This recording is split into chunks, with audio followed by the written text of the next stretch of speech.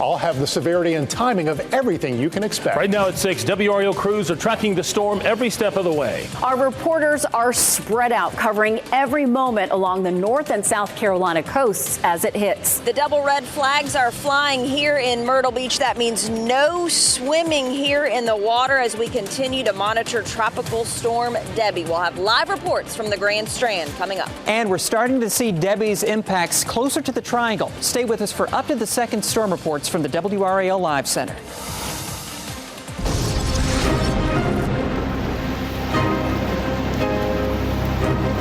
Right now at 6 o'clock, here's a live look at the North Carolina coast, Carolina Beach. There are just a few people out there. We've seen bands of rain throughout the day, and it will really pick up over the next couple of days. Thank you for joining us. I'm Gerald Owens. And I'm Deborah Morgan. Now let's take a live look from Charleston, South Carolina. The downtown area is shut down right now because of all the flooding, but the storm is moving out of this area. We have crews in 2 states covering the storm. We begin with meteorologist Mike Mays in the WRAL Severe Weather Center. Mike, this storm is going out over the water and will likely strengthen now. Yeah, it does have the potential, although I have to stress, I looked at all the intensity models and none have it becoming a hurricane. But we can't let down our guards because once it's over warmer water, you never know what can happen with hurricanes. So there's the storm right now. It is a weak tropical storm with top winds of 40 miles per hour, but crawling east-northeast at only 3. And if you recall back when Florence was moving through southeastern North Carolina, it moved at 2 miles per hour, and that's what allowed it to dump all that heavy rainfall. But we expect the forward motion to increase. So 2 a.m. Wednesday, it's off the coast of South Carolina. By 2 a.m. Thursday, top winds are forecast to be 60, making landfall perhaps south of Georgetown, moving due north. And the forward motion on the Hurricane Center's forecast is faster now. 2 a.m. Friday morning, top winds are at 35. That means 2 o'clock in the afternoon on Friday, the center should be here, and most of the rain is north and east of the center. So Friday could actually be a much improved day than what we've been talking about previously. So here's the radar view out of Charleston. There is the center of circulation just around Savannah. Half of the eye is over water, half of the eye is over land, but moving east-northeastward, it would take it over water, so it does have that opportunity to intensify once again. And for us, we've been seeing these rain bands moving on by, and on occasion, there have been tornado warnings down east. And for us, we're seeing the initial rain bands coming in today, only to increase during the day tomorrow. And I think the worst weather will be for the day on Thursday. Now, there is a tornado watch that was in effect until 6 o'clock. It's been expanded to 1 a.m. for some of our southeastern counties, with that potential for isolated, weak, brief tornadoes in that region. And on the live dual Doppler 5000, we've seen light rain cruising through the area here in Wake County and points south toward Fayetteville, and some heavier rain down east. This is likely to continue this evening and also overnight. Futurecast starting at 6 o'clock shows where that center of circulation is around Savannah. We see the rotating bands around that system. Tomorrow morning at 6, there may not be a whole lot of rain out there, but we expect that to pick up, and the heaviest should be in our southern counties during the afternoon and evening. And as the eye gets closer, or the center of circulation gets closer, those heavier rain bands will shift to the north. So that's why I'm thinking Thursday would be the day that we have the heaviest torrential rainfall, the greatest likelihood of flooding, the strongest winds. We could see winds gust up to 40 miles per hour. I'll talk more about that coming up in less than 15 minutes. Thursday morning at 6, the center is closing in on Florence, South Carolina, and by 2 a.m. Friday morning should be in this vicinity. And notice where the center is now, there's not a whole lot of rain with it. So once the center gets to Raleigh, most of the rain will be up to the north, so we should see improvement for the day on Friday. Now, WRAL Amy Wilmoth has been in Moncks Corner, South Carolina. Okay, my bad. We do see the chance for showers and thunderstorms decreasing for the day on Friday. Gerald? All right, Mike, this is Brian Schrader in the WRAL Live Center. We just learned that Hope County Schools is going to be closing early tomorrow. They will dismiss at 12:30 p.m. As Mike mentioned, we're expecting the rain really to pick up in intensity tomorrow afternoon. Also, all new here at 6 in the WRAL Live Center, video from Edisto Beach, South Carolina, of some minor flooding and also some damage to some of the homes down there. They've been dealing with rain and wind there along the South Carolina coast all day today. Although, as far as we can tell, at Edisto Beach between Charleston and Savannah, no serious damage at this point. However, in the city of Charleston, they've seen street flooding today, and also in the Charleston area, some problems with tornado damage.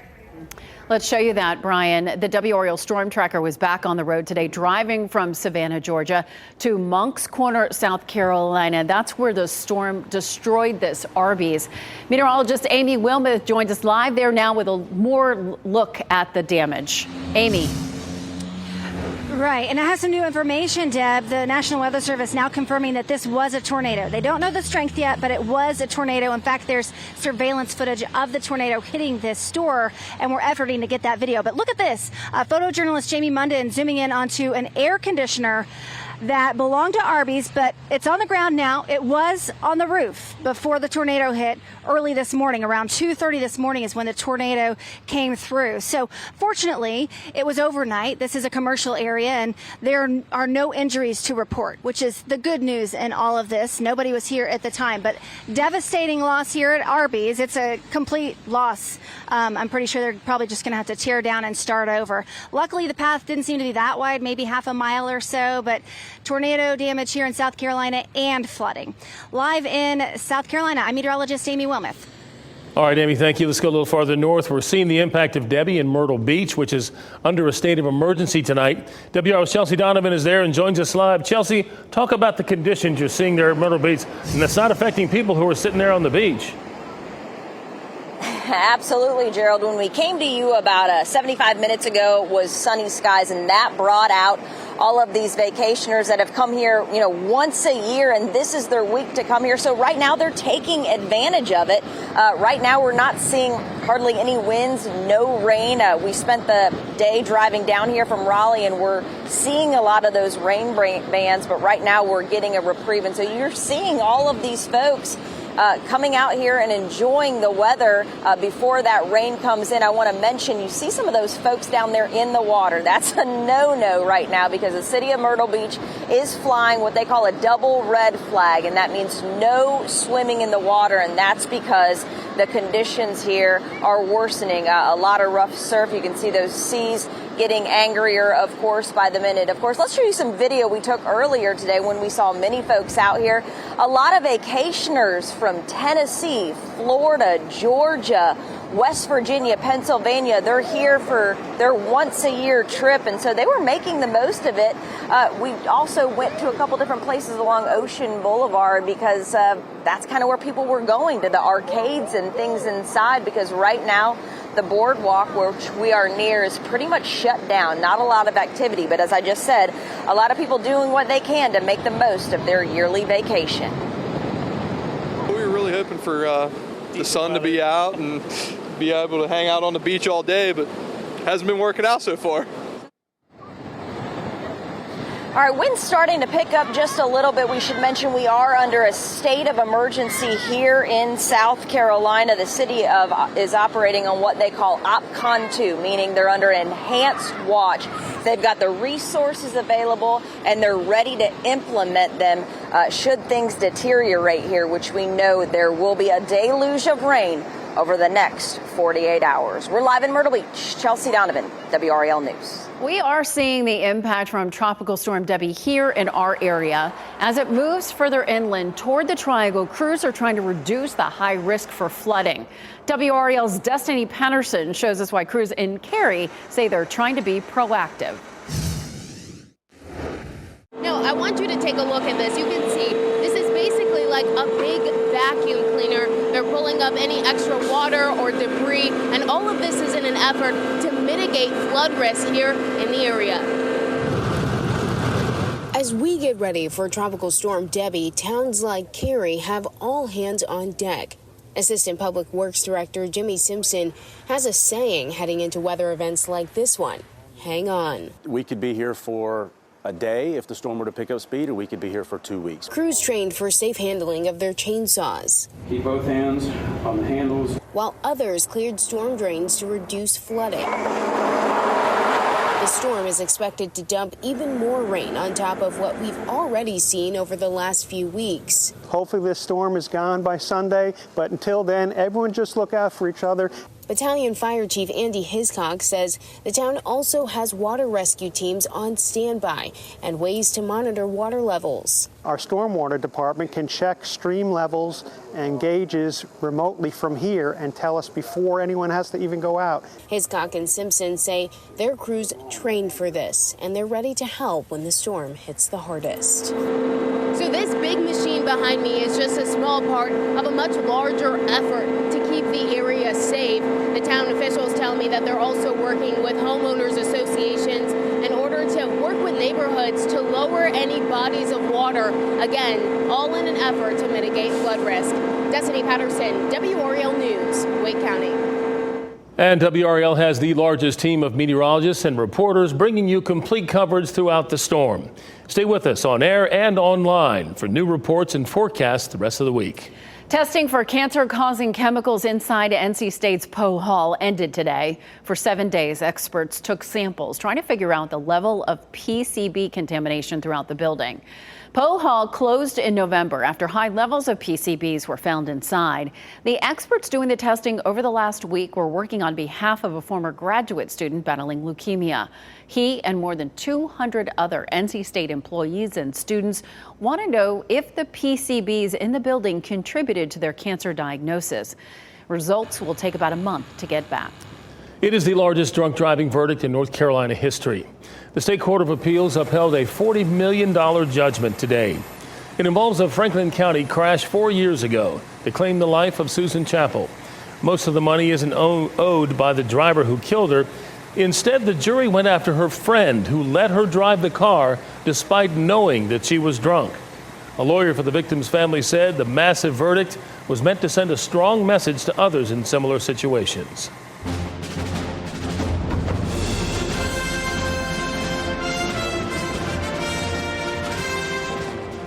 The Team USA women's national soccer team will be in the finals in Paris. WRAL's Ashley Rowe has been following the action and joins us now. Ashley, the women haven't won gold since 2012. Deborah, a beautiful goal in the 95th minute of the game propelled the women's national team to victory today. Sophia Smith scored a goal in extra time. 95th minute of the game, assisted by Mallory Swanson, making it 1-0 against Germany. This will be the first time they have played in the final since 2012 when they beat Japan to win their third consecutive Olympic title. Two UNC alumni play for the women's national team, Crystal Dunn and Emily Fox. Dunn won bronze with the team in Tokyo. She also leads the women's national team this Olympics with 12 tackles, 4 more than any player on the team. They'll face Brazil on Saturday at 11 a.m. Tropical storm Debbie slowly moving off the coast of Savannah, moving to the east-northeast about 3 miles per hour. I'll show you when we expect the strongest winds and the heaviest rainfall coming up.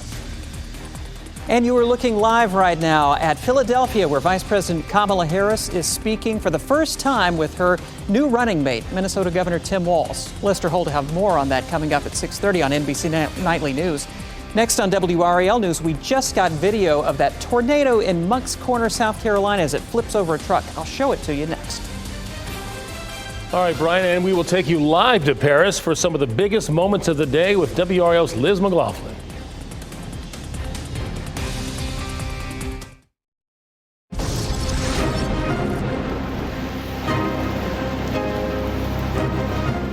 Welcome back here to the WRAL Live Center. In the past 15 minutes, we just got video from a security camera of that tornado blowing through Moncks Corner, South Carolina. Take a look at your screen right now. And over on the left side of the screen, you will see that cloud developing there as a tornado comes through. And then look at that truck flipping on top of that other truck. This is the truck that Amy Wilmoth showed us earlier from the WRAL Storm Tracker. No reports of any injuries with this, but that tornado also destroyed an Arby's restaurant. This all happened around 1 o'clock this morning in Moncks Corner, which is not too far from Charleston. All right, Brian.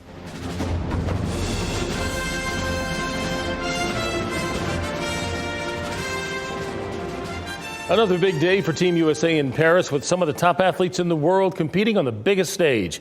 WR's Liz McLaughlin has seen it all, and she joins us live from Paris with today's highlights. Liz, Gabby Douglas put on quite a performance in the 200-meter finals.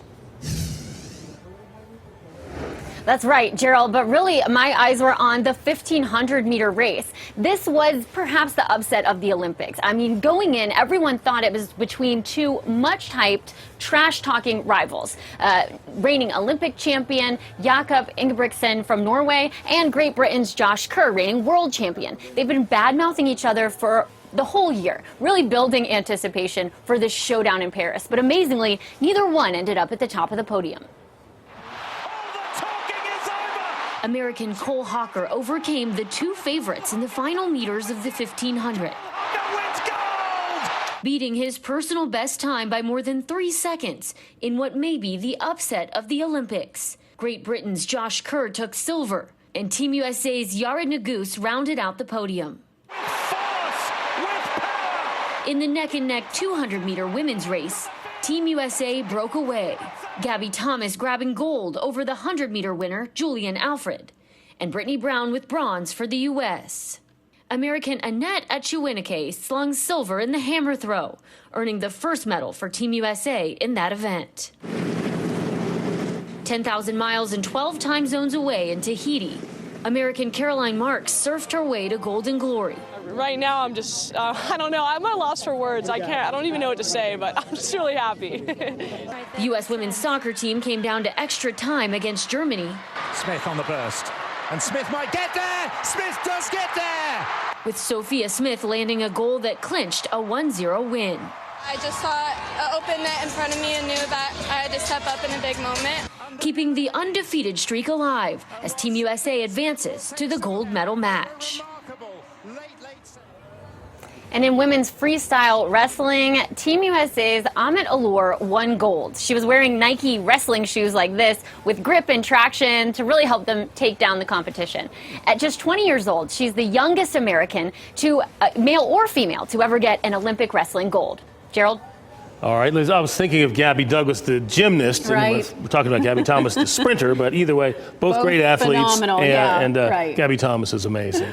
Well, now meteorologist Mike Mays is back with us in the WRAL Severe Weather Center. Mike, it's just like a wait and see at this point. Yeah, we got some busy days ahead. Today was just like the preview of what's to come. Some light rain generally across the area, but I think for tomorrow and Thursday, this is Debbie's local impact this week. The heaviest rain will be tomorrow and Thursday. I think for tomorrow, the heaviest rain would be focused on our southern counties. For us here in the Triangle and points northward, it would be on Thursday. And the flooding risk is high to extreme, and I'll point that out coming up in a moment. Gusty winds, I think those strongest winds will come on Thursday, maybe extend into Friday just a bit. And then the tornado risk would likely be for the day Thursday, where we have that level 1 threat for severe weather. I'll outline that as well. So what we're seeing on the radar this afternoon, generally light rain. If you're going to head out to dinner, do a dog walk, you might have to run out real quick and then come back in. The doggies are likely to get wet. Heavier rain toward the coast, heavier rain to the south over parts of Bladen County and also Columbus and Brunswick counties. And there actually have been a few tornado warnings, not only here, but over toward the New Bern area. And we see these rain bands coming on by. And remember, inside these rain bands, this is where you have the strongest rain and the strongest winds as well. So if you have one of these bands come on by tomorrow or Thursday, embedded in that is those winds that could gust about 40 miles per hour. Now, the storm is expected to intensify, making landfall somewhere in this area with 60 mile per hour winds. We'll watch to see if it does get stronger than that. But once it gets up toward our neighborhood, our neck of the woods, so to speak, it will be a much weaker storm, 35 to 40 mile per hour winds. And there's the center of circulation now trying to get over the water, moving to the east-northeast at only 3 miles per hour. These are some of the total rainfall totals since the rain began. Charleston 9.4, Savannah almost 9 inches, Hilton Head 7.4, Waycross, Georgia 6.83, Jacksonville, Florida for Deborah Morgan 5.07 because she used to work there. Myrtle Beach so far only 1.55, but you know that number is going to go up. So our flooding risk is highest on Thursday, where you see the purple from Raleigh south to Fayetteville. That's an extreme risk. We're likely to have flood advisories and flash flood warnings. In fact, those flash flood warnings will probably be widespread. It's a high risk up towards southern Virginia and then medium risk as you get to the yellow areas. And then the risk for severe weather on Thursday is primarily along and east of I-95. As those rain bands come in, they could generate isolated weak brief tornadoes, strong enough to cause the damage that Amy showed you from Monk's Corner in South Carolina. So yeah, it could be strong enough to be substantial like that. And then for maximum wind gusts, which would likely occur for Thursday, 41 mile per hour wind gust in Raleigh, 43 maximum in Fayetteville. And there could be some power outages, but this is new today. Yesterday it was showing a medium threat for our southern counties, now down to a low threat. Just make sure you have your devices charged. If you work from home for the day on Thursday, you could notice your power flickering, maybe go out briefly, hopefully not too long. So showers are likely tonight, perhaps even a thunderstorm. Lows will be in the low to mid 70s. It'll be feeling quite tropical out there. And tomorrow we have our first WRAL weather alert day that'll extend into Friday. Our highs tomorrow will be in the lower to maybe mid 80s, 84 in Roxborough, 82 in Raleigh, 83 in Fayetteville. And again, I think some of the heavier rain would be in our southern counties. We'll be on the lookout for that. 7-day forecast, WRAL weather alert days through Friday. Now, Friday may not be quite so wet as what we're advertising because the storm's forward motion looks like it's quicker, but we'll probably probably leave the weather alert day because the rivers will likely go up and the river levels will likely go up into the weekend for Saturday and Sunday. Once the storm passes and all the rain has fallen, we'll get a better idea of what the river flooding threat would look like, but only small chances for rain Saturday and Sunday, and Monday and Tuesday, small chances as well. All right, Mike, thank you. Football season is here. Still ahead, what you need to know ahead of game day for the Carolina Panthers.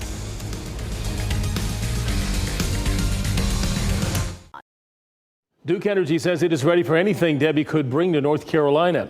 That was the word today from the utility's North Carolina president, Kendall Bowman. Bowman joined U.S. Secretary Jennifer Granholm at an event in Garner today. They announced federal funding for an upgrade to the state's power grid. Bowman said they are as ready as they can be for the tropical storm.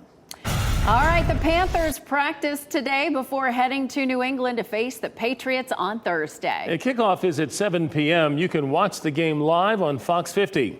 This will be our first time seeing the Carolina Panthers under the leadership of their new coach, Dave Canales. Thank you for watching. We're just minutes away from NBC Nightly News. Tonight, Lester catches up with Simone Biles, what she has accomplished and why she's accomplished way more than she could have imagined. And tonight at 7, we have crews all up and down the Carolina coast monitoring conditions. We're going to have a look at what communities there are seeing as the outer bands of Tropical Storm Debbie reach North Carolina. We'll see you at 7.